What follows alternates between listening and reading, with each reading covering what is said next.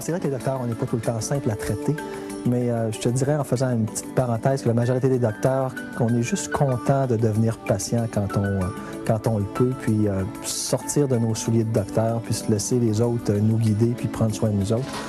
À 45 ans, le docteur Dominique Dorion doit inverser les rôles. Comme une grande majorité d'hommes et de femmes, il est aux prises avec de sérieux problèmes de ronflement. Le ronflement, c'est une combinaison de facteurs qui affaiblit un peu le palais.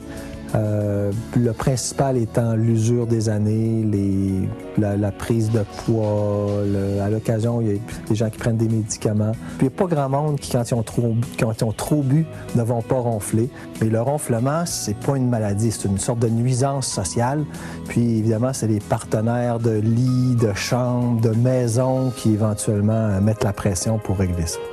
C'est un beau cadeau à faire à quelqu'un qu'on aime de se faire une chirurgie du ronflement. C'est pas agréable, c'est pas dramatique, là, mais c'est souffrant pour une semaine, 10 jours à être très inconfortable. Puis à toutes les minutes qui passent, on se dit qu'on doit l'aimer, notre conjoint ou notre conjointe, pour avoir fait ça. Avant de procéder à l'intervention, l'équipe du CHUSS s'assure que l'intervention est utile et sans danger pour le patient. À la clinique du sommeil, on relève les éléments problématiques. Donc, on va installer des fils sur la tête, docteur Dorion, pour voir les stades de sommeil par lesquels vous progressez durant l'examen.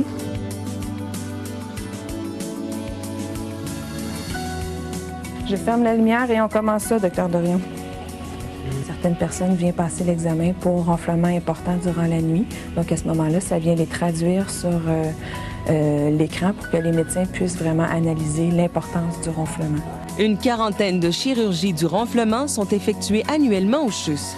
Des hommes, des femmes qui veulent en finir avec ce problème qui trop souvent nuit à leur relation.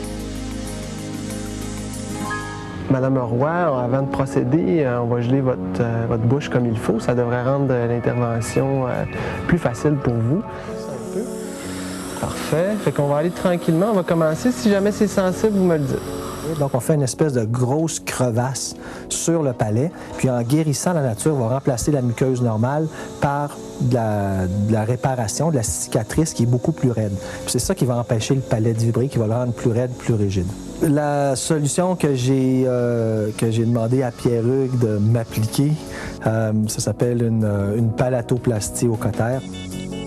Qui consistait, comme je vous disais tantôt, à créer une espèce d'ulcère dans le bas du palais, d'enlever une bonne partie de la luette, la boule de boxeur qui est en dessous, puis de laisser ça guérir. Puis comme je vous disais, utiliser non pas des points de suture ou des tiges en plastique ou d'autres solutions, mais d'utiliser la nature pour venir guérir ce qui est là. Donc là, on a fait un petit rectangle à la face antérieure de votre palais. Ça va permettre de rigidifier le palais et va remonter un petit peu vers le haut comme ça. Là, on va faire la portion du bas qui est aux alentours de la luette. On va couper votre luette puis on va faire 2 fentes de chaque côté. OK? On sent absolument rien. Pendant l'intervention, on sent rien. C'est très bien anesthésié. C'est une région qui est facile à anesthésier. Non, l'intervention est complètement sans problème et sans douleur. Si les problèmes de ronflement sont réglés dans 80% des cas, la convalescence, elle, prendra quelques jours. Une souffrance, cependant, vite oubliée. C'est normal, ça fait mal. Ça fait mal autant que le pire mal de gorge qu'on a eu dans notre vie. C'est sûr que si vous avez beaucoup à parler dans la semaine directement après l'intervention, ça peut exacerber un peu les douleurs. On a l'impression que 2-3 jours après, ça va aller mieux, puis ça va tranquillement mieux. Mais quand on est rendu à 5, 6, 7 jours, puis qu'on est fatigué, on est inconfortable, on est tanné. Là, encore pire, ça a le malheur de regarder de quoi ça a l'air. Ça a l'air d'un champ de bataille, le fond de la gorge, après une opération comme ça. Inquiétez-vous pas, une fois que la cicatrice commence à ramollir, ça rentre dans l'ordre. Mais ce qui arrive, c'est que ça casse, la douleur casse carrément après 9 ou 10 jours. Mais c'est tellement un petit prix à comparer du soulagement de ne pas réveiller la maison.